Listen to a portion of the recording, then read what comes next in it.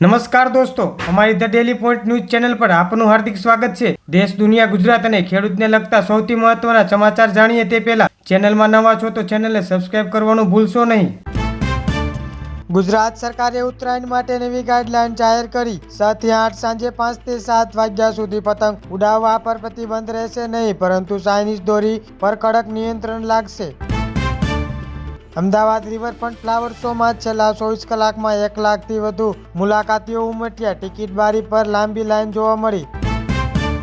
અમદાવાદમાં ચાલી રહેલા ઇન્ટરનેશનલ કાઇટ ફેસ્ટિવલ આજે G20 દેશોના પતંગબાજોએ આકર્ષણ જમાવ્યું।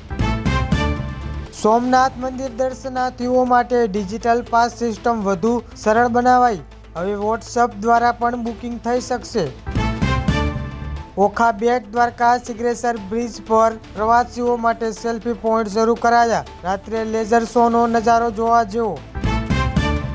હવામાન વિભાગની આગાહી મુજબ આગામી 48 કલાક નલિયા, ડીસા અને ગાંધીનગરમાં કોલ્ડ વેવની યથાવત રહેશે। ઉત્તરાયણ પર પવનની ગતિ સારી રહેશે, પરંતુ માવઠાની કોઈ શક્યતા નથી। પતંગ રસિયાઓ માટે સારા સમાચાર। ઊંઝા માર્કેટ યાર્ડમાં જીરુના ભાવમાં મણે 500 રૂપિયાનો ઉછાળો, ખેડૂતોમાં ખુશીનો માહોલ।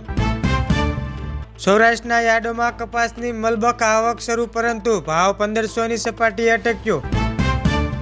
બનાસકાંઠામાં રેકોર્ડ બ્રેક બટાકાનું વાવેતર, ડીસા પંથકમાં બિયારણની માંગ વધી। સોલાર વોટર પંપ માટેની સબસિડી યોજનામાં અરજી કરવાની તારીખો લંબાવાઈ। અમદાવાદ મેટ્રોએ મુસાફરોની માંગ ધ્યાનમાં રાખી રાત્રે 11 વાગ્યા સુધી ટ્રેન દોડાવવાનો નિર્ણય લીધો। ભાવનગર તળાજા હાઈવેના નવીનીકરણનું કામ કાચબાની ગતિએ ચાલતા સ્થાનિકોમાં રોષ જોવા મળ્યો। રાજ્યના વર્ગ 3ના કર્મચારીઓ માટે બદલીના નવા નિયમો ટૂંક સમયમાં જાહેર થશે। જામનગરમાં રખડતા ઢોર પકડવાની ઝુંબેશ કરાઈ। એક જ દિવસમાં 50 પશુઓને ડબ્બે પુરવાયા। મધ્ય ગુજરાતના 20 કંપની દ્વારા ગ્રામ્ય વિસ્તારમાં પણ સ્માર્ટ મીટર લગાવવાની કામગીરી શરૂ કરવામાં આવી।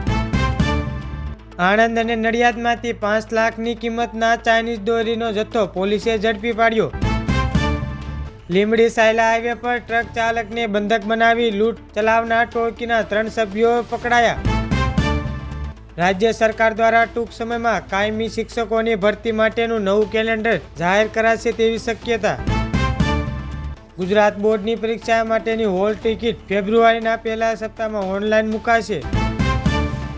LRD ભરતીમાં શારીરિક કસોટી માટેના કોલ લેટર ડાઉનલોડ પ્રક્રિયામાં સર્વર ડાઉન રહેતા ઉમેદવારો પરેશાન થયા।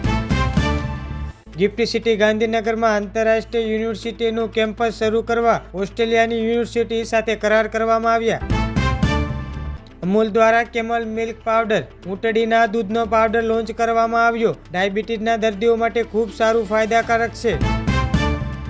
મોરબીના મચ્છુ ડેમ પર પ્રવાસન સ્થળ વિકસાવવા માટે 50 કરોડ ફાળવવામાં આવ્યા। કચ્છના સફેદ રણમાં શૂટિંગ માટે બોલિવૂડના કલાકારોનું આગમન શરૂ। બનાસ ડેરી દ્વારા પશુપાલકો માટે પશુ વીમા યોજનાને વધુ સરળ બનાવવામાં આવી। અમદાવાદ મુંબઈ વંદે ભારત ટ્રેનમાં મુસાફરોને અપાત ભોજનની ગુણવત્તા સુધારવા આદેશ અપાયા।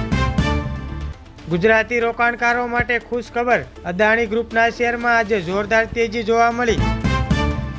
હાલ માટે આટલું જ, મળીશું નવી અપડેટ સાથે। જો તમે ચેનલ પર નવા છો તો ચેનલને સબસ્ક્રાઇબ કરવાનું ભૂલશો નહીં।